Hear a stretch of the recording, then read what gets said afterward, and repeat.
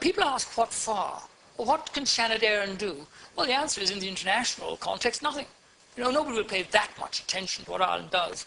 But the reason I looked for a recall of the Senate was because I remember being in Palestine some years ago in an area that was heavily controlled by the Israelis. And I said to my Palestinian hosts, you know, there's nothing I can do. You know, I will have no effect. And they said, but at least you will be a witness. You will be a record to our suffering. And we will not go unnoticed. And it's for that reason that I called for the recall of the Senate. I'm very sad. I mean, I'm not anti-Israeli, I'm not anti-Semitic.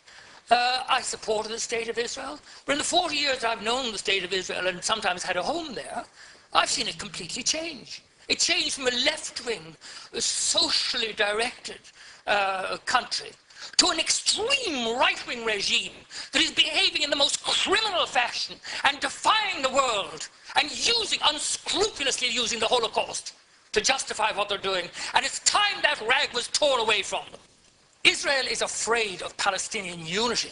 That's what all this is about. It has nothing to do with the murder, which is appalling, of those 3 Israeli kids. It's nothing to do with it. The Israeli police knew that Hamas had nothing to do with it before this war started.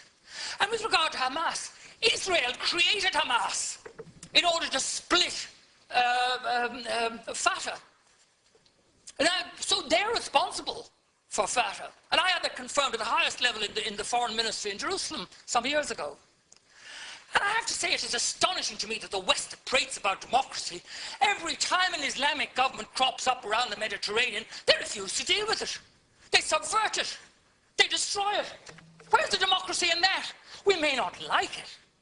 You know, they may be antagonistic, and my Jewish friends or my pro-Israeli friends say to me sometimes, how would you fare as a gay man in any of these? Oh, I know exactly how I'd fare, but it doesn't mean that it is correct to deny people the right to choose their own government. What self-respecting or sane people would allow their enemies to choose their government for them? Can you imagine it happening in this country? I certainly cannot.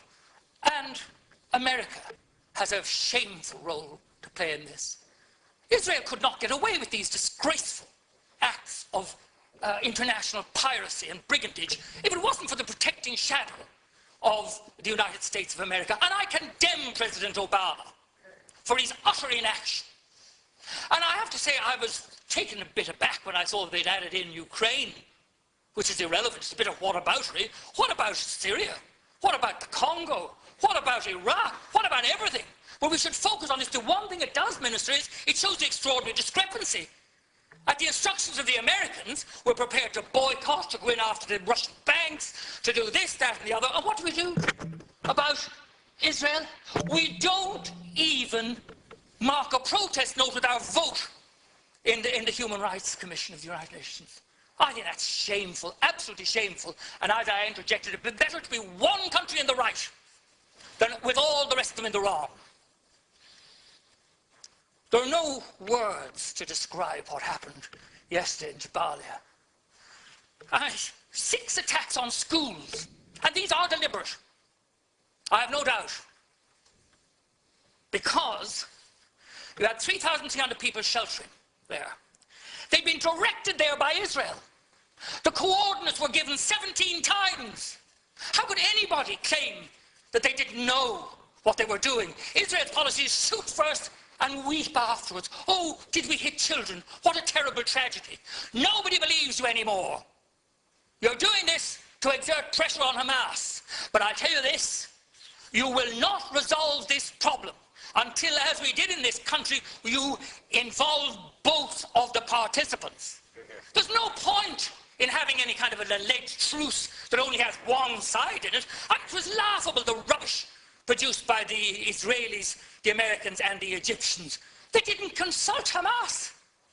I mean, that is just utter, absolute madness. And Tony Blair was involved in it. My God, that man is shameless, utterly shameless. He should keep his face out of the Middle East after what he and George Bush on the other side, done. Yes, there were 3 mothballed schools used to store weapons. But this was discovered by the UN and reported by the UN, not by the Israelis. Then there's a situation where entire families are obliterated. In one case, 20 members of one family slaughtered.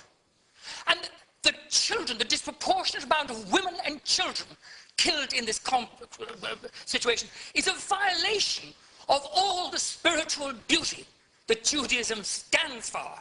The respect for life, the fact that if you save one life, you save the universe. All this blown out of the window. And blown out of the window, as I saw, by the arrival of 1,200,000 extremely right-wing former citizens of the Soviet Union. And can I just say this? I think it's time people told the truth about what people are saying in Israel. For example, Interior Minister Eddie Yishan in 2012 saying they're going to send the Gaza back to the Middle Ages. Defense Minister Matan Vilnai said they were going to visit the Holocaust on the Palestinians. That's Nazi talk. I'm not saying that that man's a Nazi. He's describing himself as a Nazi. What to do? First of all, remove the embargo. That has to be done. Then, the Euromed agreement.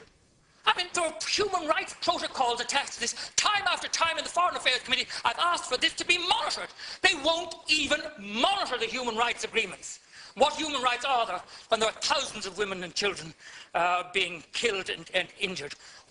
Israeli goods, particularly in the settlements, should be boycotted. And I believe there should be an expulsion of the Israeli ambassador. I delayed in saying this, but he has his fingers in his ears all the time. And he just repeats slogans from Jerusalem. 1 minute, thank you very much. I've had a very considerable volume of correspondence, 90% of it supporting the Israeli side. And I respect all my correspondence. But it's obviously an organized campaign, and they all say, thank Ireland for voting the way they did at the UN. That tells you. And the Israeli spokesman all mark you with South African, English, or American accents, talking about the land of Palestine. They all congratulate us as well. I believe that the United Nations should accept full and permanent responsibility for the welfare of the people of Gaza. And if that means an international force going in, that's fine.